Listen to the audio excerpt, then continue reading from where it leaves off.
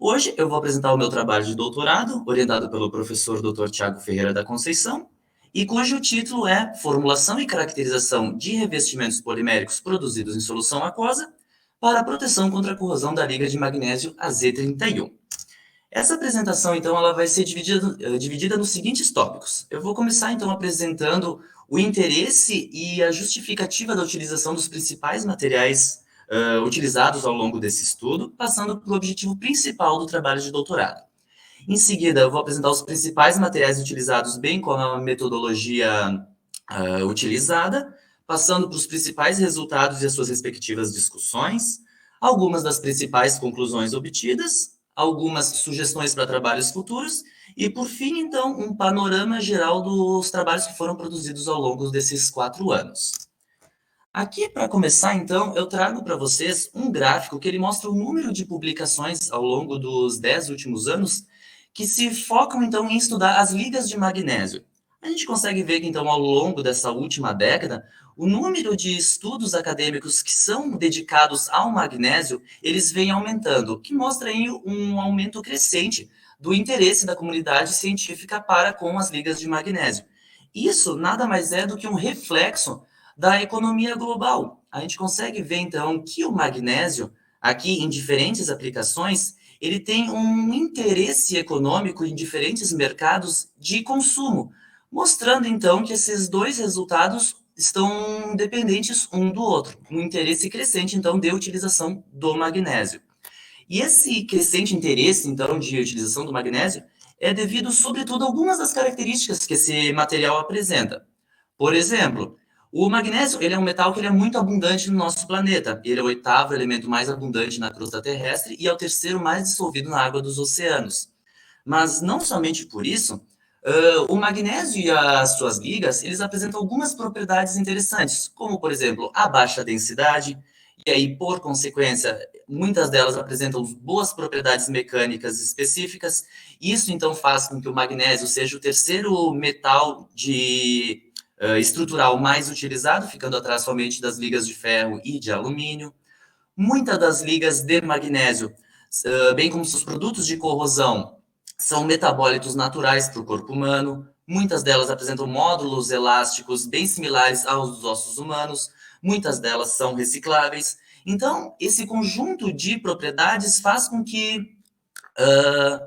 o magnésio apresente um interesse crescente, principalmente para algumas indústrias, como, por exemplo, a indústria aeroespacial e a indústria militar, mas o grande interesse é para as indústrias automotiva, para a produção de componentes veiculares mais leves, então tem aí um interesse econômico por trás, né, já que componentes mais leves têm aí uma diminuição do consumo de combustível, e para a indústria biomédica, para a produção dos chamados implantes temporários ou estentes bioabsorvíveis, que vão ser, então, componentes, vão ser peças que, que vão ser completamente absorvidas pelo organismo humano, após, então, por exemplo, a completa regeneração do tecido ósseo local onde a peça tinha sido implantada, eliminando a necessidade de uma cirurgia final para a remoção dessa peça. Mas uma outra característica intrínseca do magnésio e que muitas vezes pode se tornar um fator limitante para essa diversidade de aplicações que o material possui é o fato do magnésio e das ligas dele apresentarem uma baixíssima resistência contra a corrosão. Aqui é apresentado, então, uma tabelinha do potencial padrão, onde é possível se ver que o magnésio, frente a outros metais que fazem partes assim do nosso cotidiano, é o que apresenta o valor de potencial padrão mais negativo em relação aos demais. Isso mostra que ele tem uma tendência termodinâmica a se oxidar, que nada mais é do que a corrosão do metal. E além disso, no caso do magnésio, a corrosão em meio aquoso, que é o principal mecanismo de corrosão do magnésio, leva à formação de gás hidrogênio. E esse gás hidrogênio, quando em quantidade muito elevada, pode causar complicações para o organismo humano. Isso, então, focando o magnésio em aplicações voltadas à biomedicina ou à produção de implantes temporários. Então, a fim de a gente conseguir usufruir de todo esse potencial que o magnésio tem, é indispensável que a gente proteja ele contra o fenômeno de corrosão. E dentre as diversas formas que são encontradas na literatura, a gente consegue agrupar todas essas metodologias basicamente quatro famílias, que é o uso dos revestimentos poliméricos, o uso das camadas de conversão, o uso de inibidores de corrosão e a produção de revestimentos compósitos. O grande foco desse doutorado foi dado, então, no uso de revestimentos poliméricos, devido aí à grande versatilidade de candidatos que a gente consegue encontrar. E, além disso, dentro dos revestimentos poliméricos, existe vamos chamar, uma subclasse dos polímeros, que são os polímeros que podem ser trabalhados em solventes verdes, como o álcool ou a água. Então, são solventes que são poucos tóxicos ou quase nada tóxicos ao ser humano e ao meio ambiente. E, de fato, aqui são apresentados dois estudos que foram um dos estudos que serviram de base para a realização desse doutorado, que é o do Moren e de Derham, em que eles abordam o potencial que polímeros naturais ou polímeros trabalhados em solventes verdes têm nos estudos de corrosão, tendo em vista a baixíssima toxicidade que esses polímeros vão apresentar ao ser humano. E aí, então, eles mostram, então, que deve ser continuamente investigado o uso dessas classes de polímeros, e, de fato, a gente vê que a comunidade científica está seguindo por esse caminho. Aqui é apresentado o número de publicações que utilizam como termo-chave polissacarídeos, que é uma classe de polímeros naturais, e corrosão, e que mostra que, ao longo dos últimos anos, de fato, a comunidade acadêmica está se dedicando a essa classe de polímeros para essa determinada aplicação, mostrando a relevância e a atualidade desse trabalho de doutorado desenvolvido.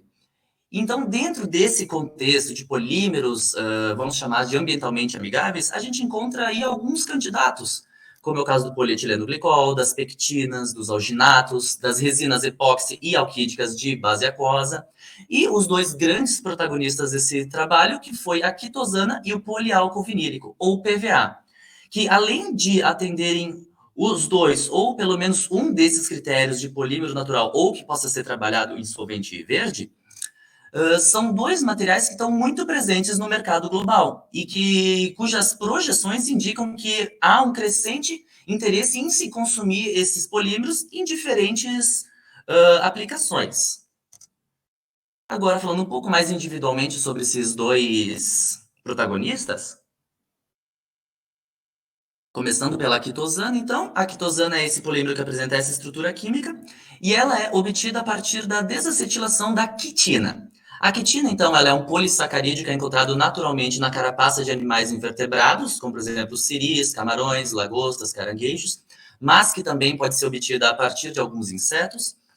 Então, a quitina, ela passa por uma reação de desacetilação, onde ocorre a remoção parcial dos grupos acetilados, formando, então, grupos amina na estrutura da quitosana. E a quitosana é um polímero que é muito estudado em diferentes aplicações, sobretudo para a indústria farmacêutica e biomédica. Mas estudos de corrosão também já utilizam desse material como componente de um revestimento polimérico ou para a produção de inibidores de corrosão. Mas o fato é que todos esses estudos, sejam eles de corrosão ou não, eles abordam que a quitosana é um polímero que apresenta intrinsecamente baixíssimas propriedades de barreira, ou seja, ela interage muito com a água. Isso ocorre devido à grande quantidade de grupos hidrofílicos presentes na estrutura química desse polímero. Então, a fim de se produzir um revestimento eficiente contra a corrosão, é indispensável que ocorra a modificação desse polímero. E, no caso, como a quitosana ela apresenta um grupo reativo, que é o grupo amina, isso permite a funcionalização da quitosana. No caso desse doutorado, foi optado pela reação da quitosana com diferentes aldeídos para produzir as chamadas bases de Schiff, que são os grupos imina, aqui mostrados dentro desse círculo vermelho. E os aldeídos, então, que foram utilizados a fim de se modificar a quitosana, foram 3 aldeídos naturais, ou seja, que não são tóxicos para o ser humano ou para o meio ambiente, que é o caso do benzaldeído, encontrado aí no caroços de cerejas, do damasco e em amêndoas, o cinamaldeído, que é o principal constituinte do óleo essencial de canela, e a vanilina, que é um dos componentes em maior quantidade presentes na semente da baunilha.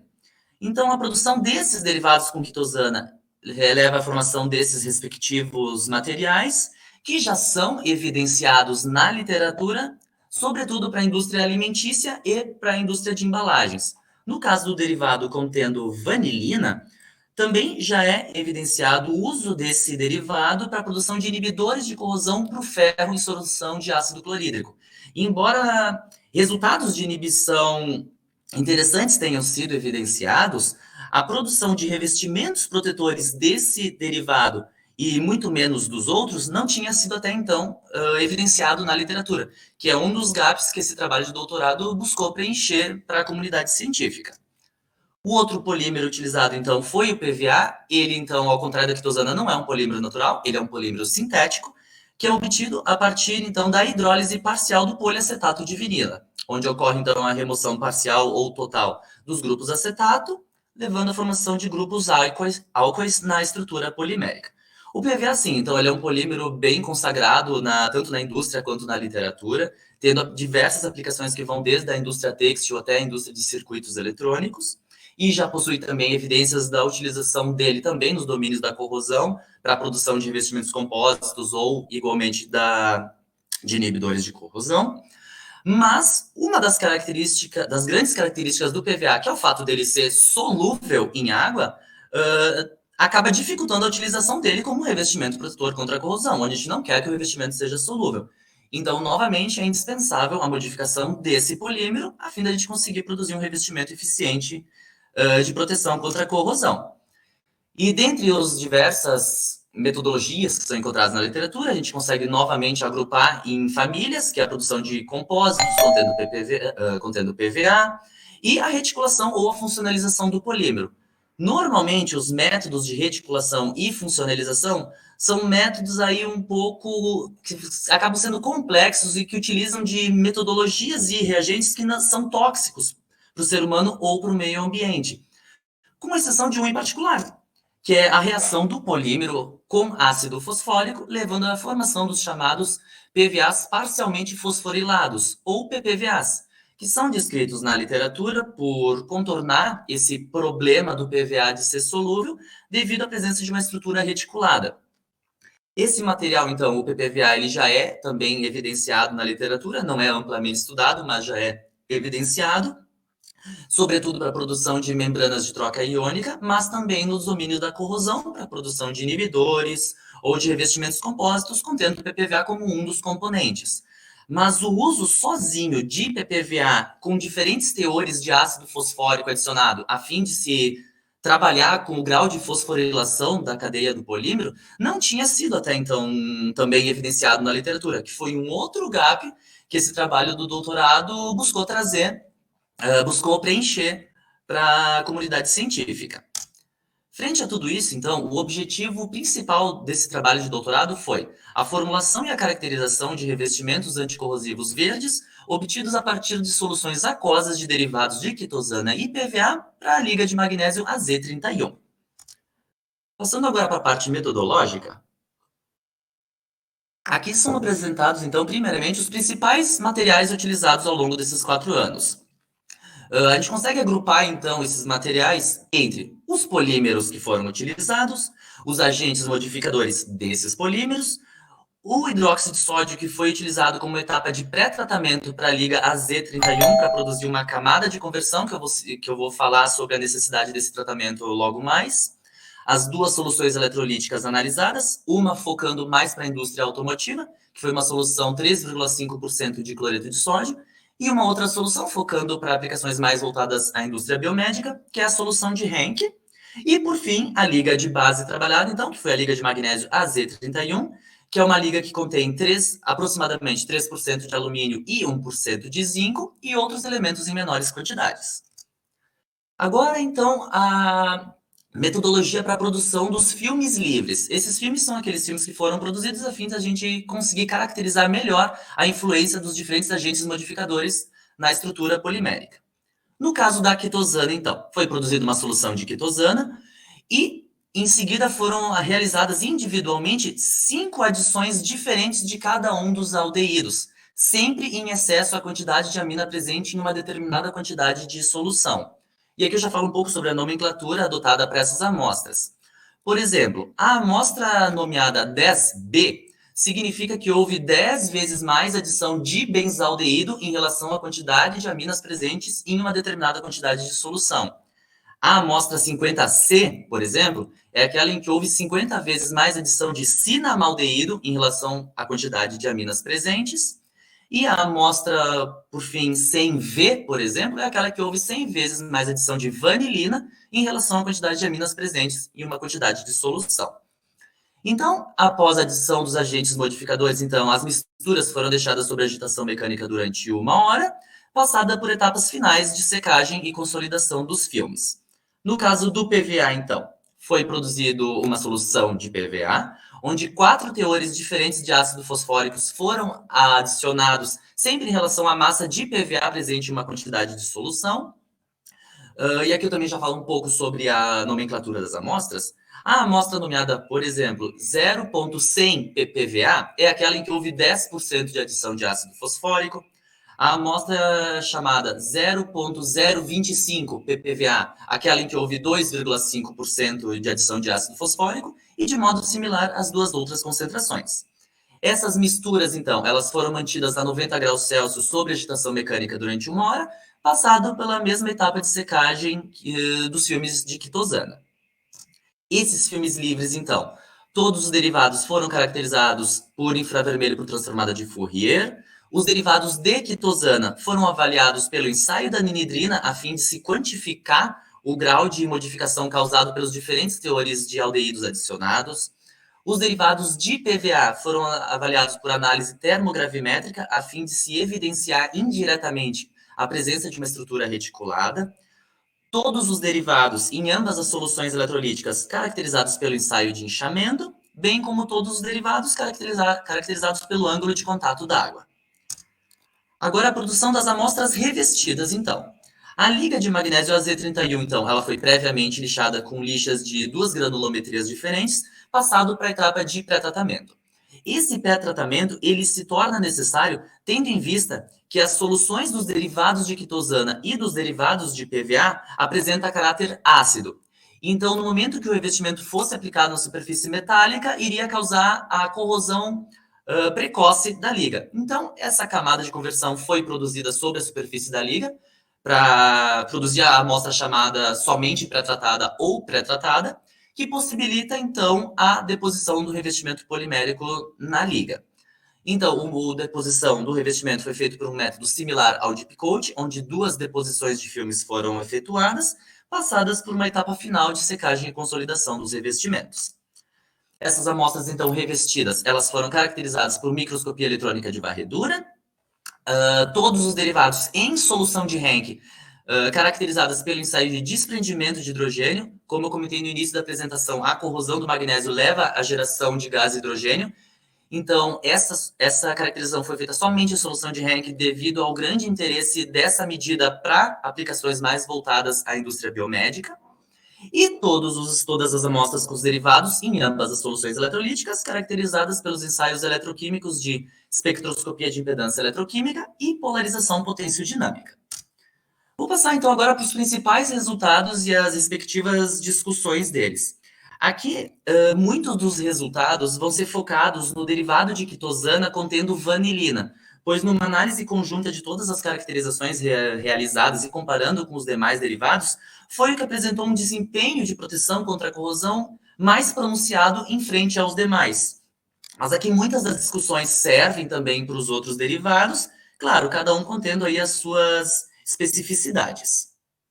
Aqui, então, sobre os filmes livres, é apresentada uma imagem representativa de cada um dos derivados obtidos pelos diferentes teores de aldeído adicionado à quitosana.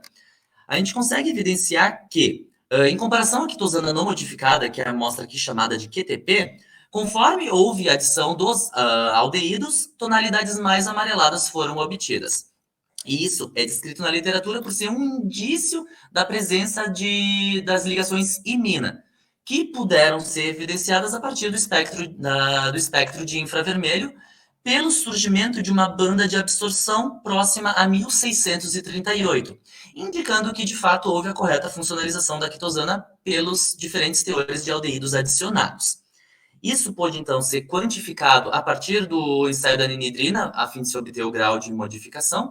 onde, conforme esperado, conforme o teor de aldeído aumentou, maiores foram os valores de grau de modificação. E que para amostras contendo teores similares de aldeído adicionado, valores de grau de modificação muito semelhantes também foram obtidos. Por exemplo, As amostras 70B, 70C e 70V apresentaram aí um grau de modificação próximo a 50%. Essa modificação, então, da estrutura polimérica da quitosana refletiu sobre as propriedades de barreira do polímero. Aqui são apresentados os resultados dos ensaios de inchamento em solução de cloreto de sódio à esquerda e em solução de Henck à direita, onde a gente consegue evidenciar que, conforme o grau de modificação aumentou, menores foram os valores de inchamento em ambas as soluções. A gente consegue, inclusive, ver diferenças bem significativas. Aqui, em solução de cloreto de sódio, por exemplo, a quitosana não modificada apresentou valores de inchamento ao final de 7 dias de imersão próximos a 1.800%. E na amostra contendo maior grau de modificação, aqui no caso com vanilina, valores próximos aí a 50% a 55% foram evidenciados, o que mostra uma melhora significativa nas propriedades de barreira. Isso foi igualmente observado em solução de Henck, porém é notado uma diferença significativa apenas mudando a solução eletrolítica. Enquanto a quitosana não modificada, por exemplo, em solução de cloreto de sódio apresentou valores próximos a 1.800%, em solução de Henck esses valores foram significativamente menores, girando aí em torno de 550% mais ou menos. Essa diferença significativa pode estar relacionada, então, à presença de uma reticulação iônica entre os grupos de amina protonado presentes na estrutura da quitosana com os ânions presentes na solução de Henck.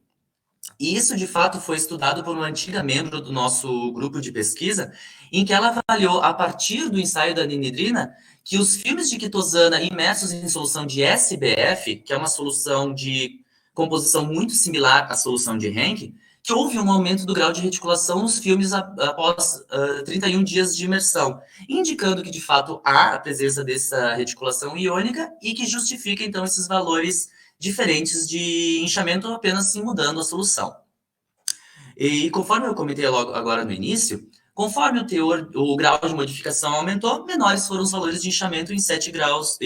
dias de imersão. E isso foi evidenciado, então, pela primeira vez, a possível existência de uma relação entre esses parâmetros, entre o grau de inchamento em 7 dias com o grau de modificação de todos os derivados de quitosana e em ambas as soluções. Isso até então não tinha sido evidenciado na literatura, mas apresenta um comportamento muito semelhante ao descrito pela teoria de Flori para polímeros reticulados, mostrando que, no caso da quitosana, também é possível se prever com uma certa confiança o grau de inchamento do polímero funcionalizado e não somente reticulado. Passando agora para a caracterização dos revestimentos, das amostras revestidas, aqui são apresentadas imagens de MEV da superfície e da seção transversal. Superficialmente, é observado que não há uma diferença muito significativa na morfologia da superfície conforme a quitosana é modificada, e que todos os revestimentos não apresentam uma porosidade superficial. Já no caso da seção transversal, é possível evidenciar que todos os revestimentos são porosos, aqui são apresentados somente uma imagem representativa, tendo em vista que não houve diferenças de espessura ou diferenças morfológicas entre os derivados, e que o revestimento tem aí, todos os revestimentos de quitosana apresentam aí uma espessura média de 20 micrômetros. Passando agora, então, um pouco mais falando diretamente da proteção contra a corrosão.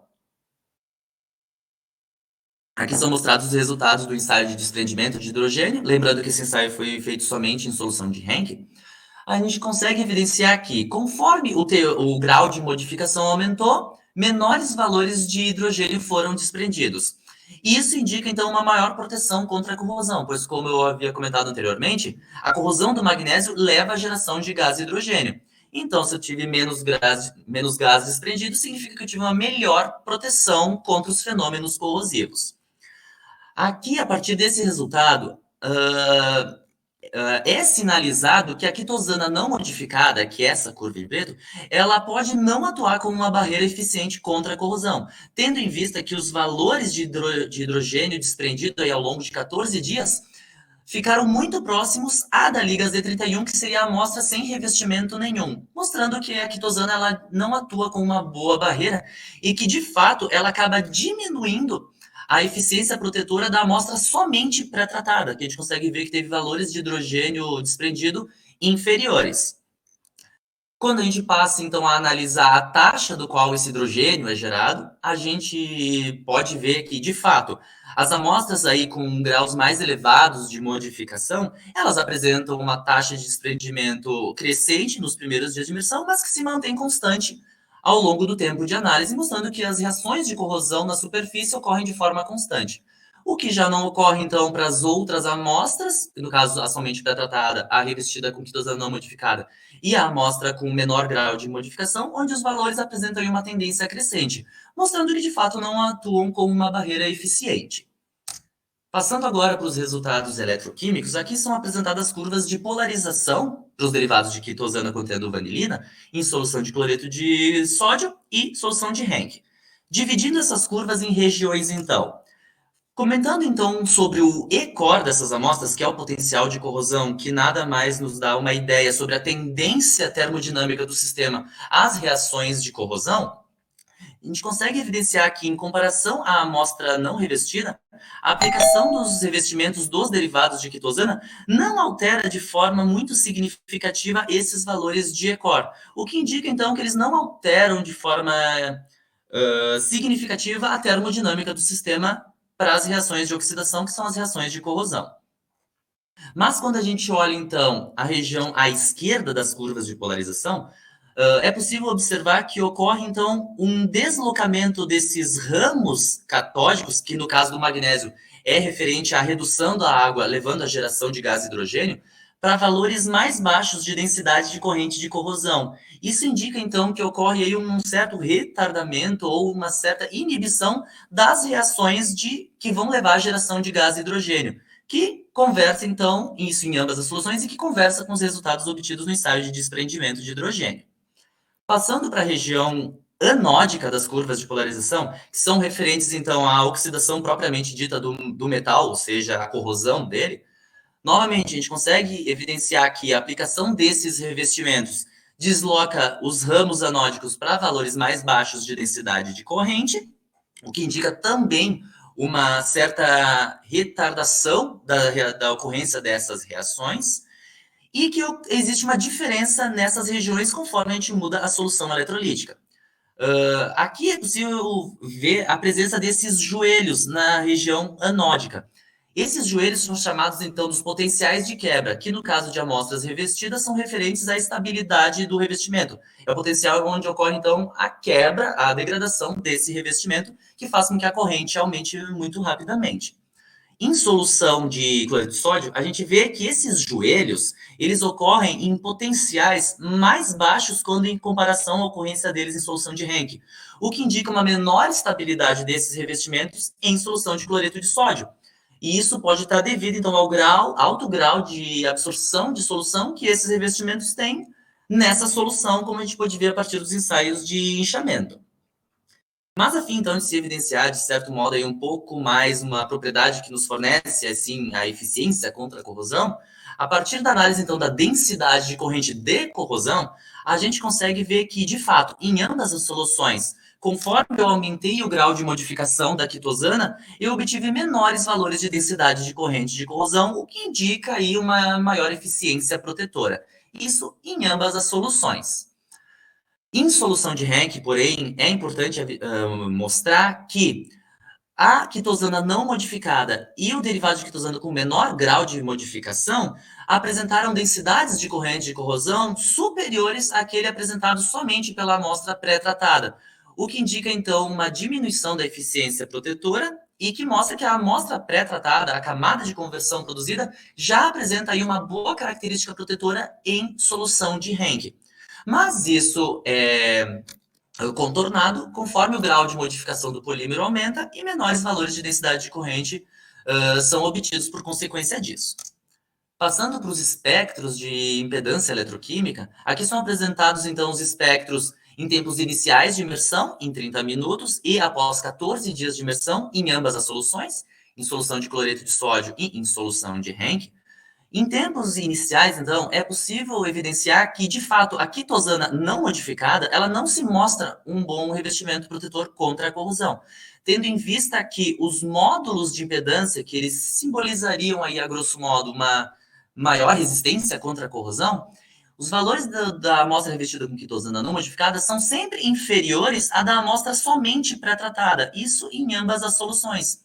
mostrando que, de fato, a quitosana não atua como uma boa barreira protetora. Mas, quando a gente analisa, então, longos tempos de imersão, aqui no caso 14 dias, a gente vê que nem a camada de conversão produzida também atua como uma barreira eficiente contra a proteção em ambas as soluções. Tendo em vista que os módulos de impedância, então, eles decaem para valores muito similares aos módulos apresentados pela liga sem proteção nenhuma inicial, mostrando que não há proteção efetiva em longos tempos de imersão. O que já não é mais verdade quando a gente trabalha com os derivados de quitosana. Aqui, novamente, falando do derivado contendo vanilina.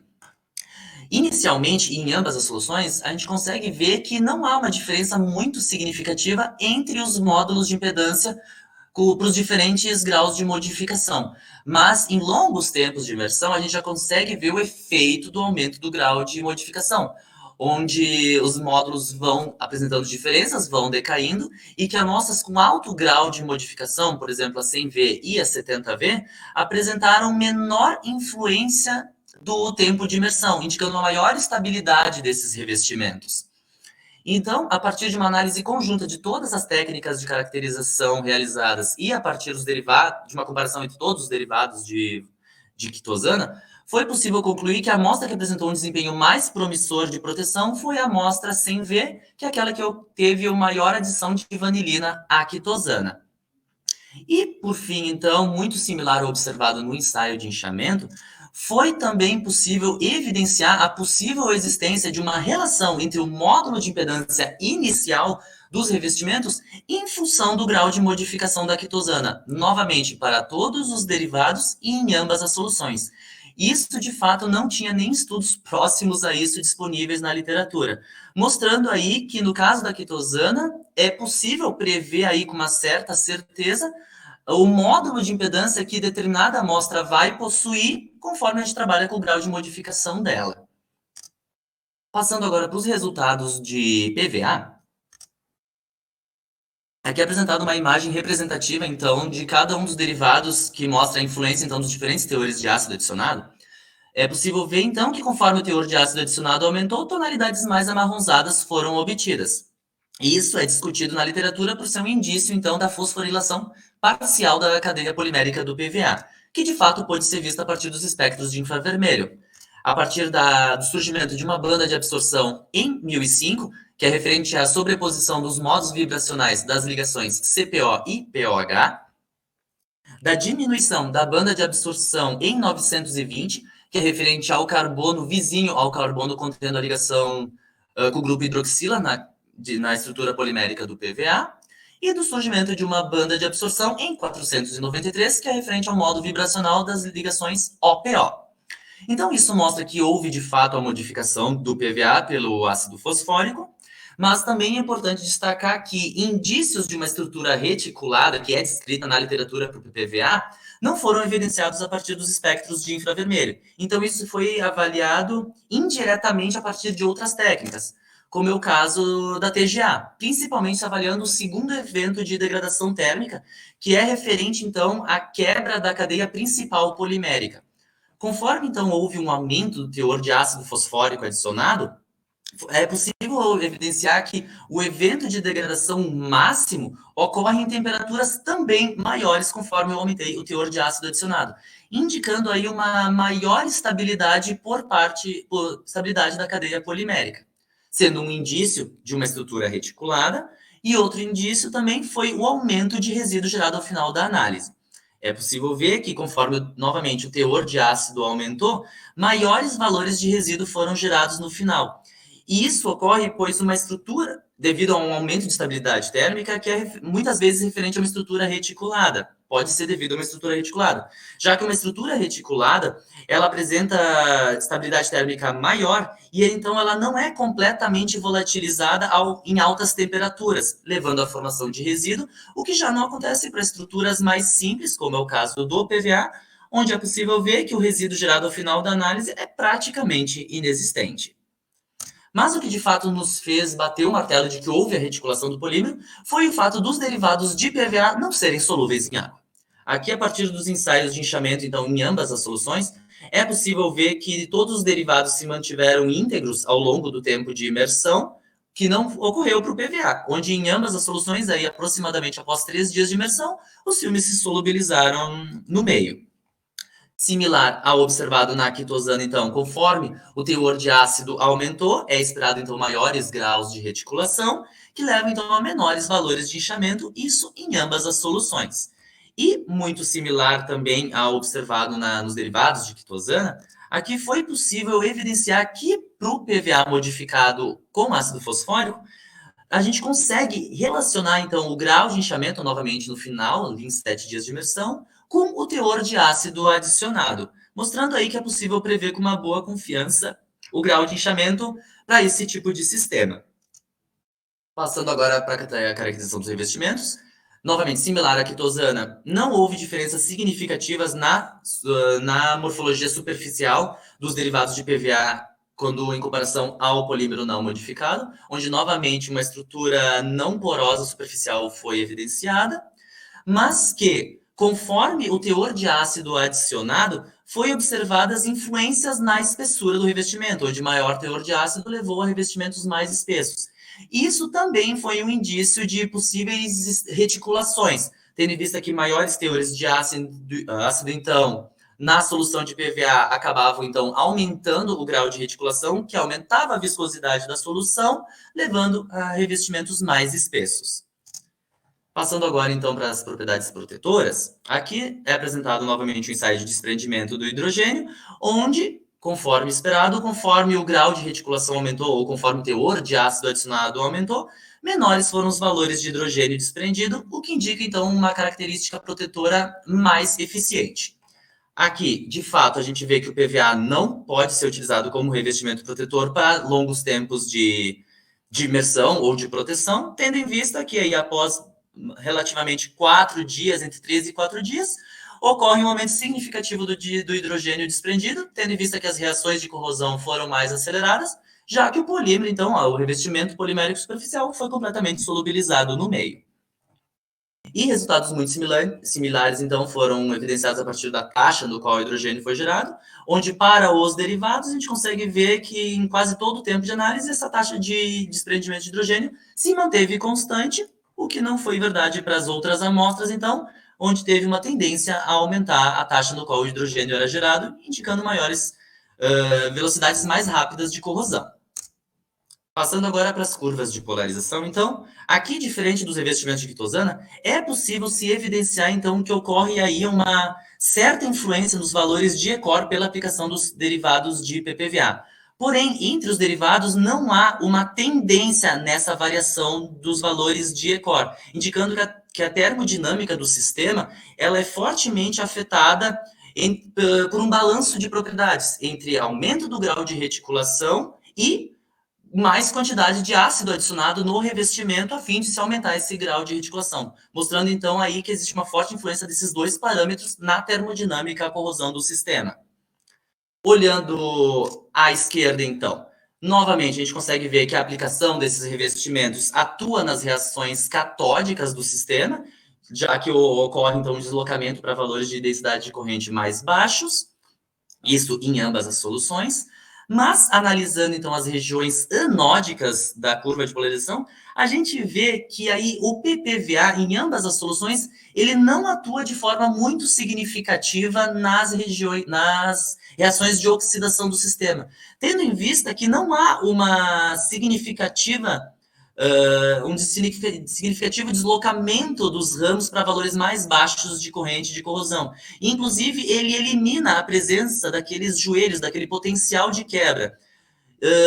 que estava presente na amostra somente pré-tratada. Isso indica, então, uma diminuição da estabilidade do sistema como um todo. Porém, como os revestimentos eles atuam de forma muito efetiva na região catódica, a gente consegue ver que no balanço final, a densidade de corrente de corrosão para as amostras revestidas com os derivados de PVA, em ambas as soluções, diminuem a corrente de corrosão, então, quando em comparação à amostra sem proteção nenhuma, indicando que, de fato, há uma melhora nas propriedades protetoras.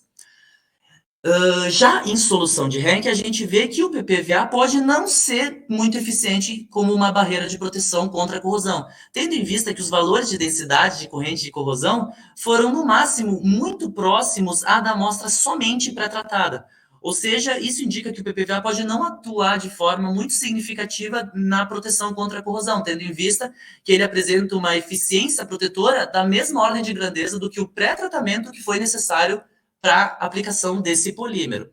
E isso, de fato, a gente conseguiu ver a partir dos espectros de impedância, onde, avaliando primeiro aqui em solução de Henck, a gente vê que, bom, conforme o teor de ácido adicionado foi aumentado, maiores módulos de impedância foram obtidos, ou seja, indica uma melhora da proteção contra a corrosão,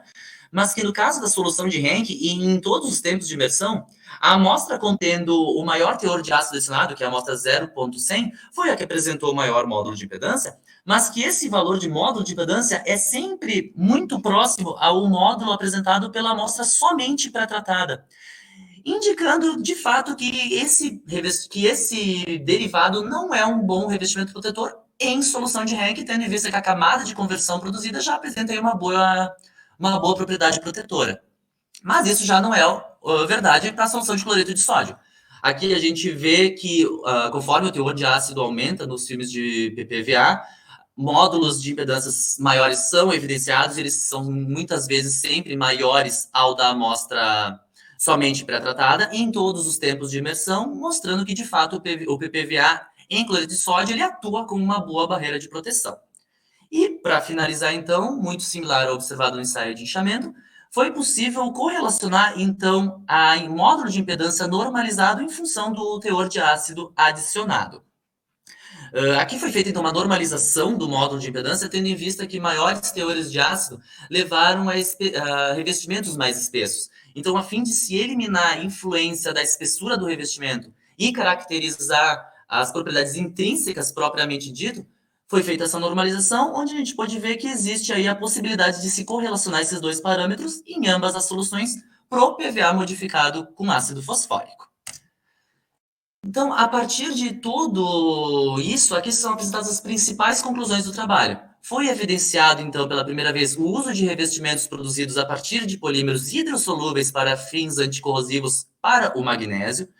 e que a produção desses derivados, tanto de quitosana quanto de PVA, foi obtido a partir de uma metodologia fácil e com uso bem baixo de reagentes tóxicos ao ser humano ou ao meio ambiente. No caso da quitosana, então, o maior grau de modificação da quitosana levou, então, às melhoras das propriedades de barreira e, por consequência, das propriedades de proteção contra a corrosão, caracterizado pela diminuição do grau de inchamento, aumento do módulo de impedância, diminuição da densidade de corrente de corrosão e diminuição da taxa de desprendimento de hidrogênio. Foi evidenciado pela primeira vez uma proposta de relação entre o grau de modificação dos derivados de quitosana com duas propriedades de grande interesse quando se fala de revestimentos protetores contra a corrosão, que é o grau de inchamento e o módulo de impedância. No caso do ácido fosfórico, então, o aumento do teor de ácido fosfórico também levou a uma melhora das propriedades de barreira do polímero, e que o uso de PPVA ele pode não ser uma boa escolha como revestimento protetor quando o magnésio está imerso em solução de Henck. Foi proposto, então,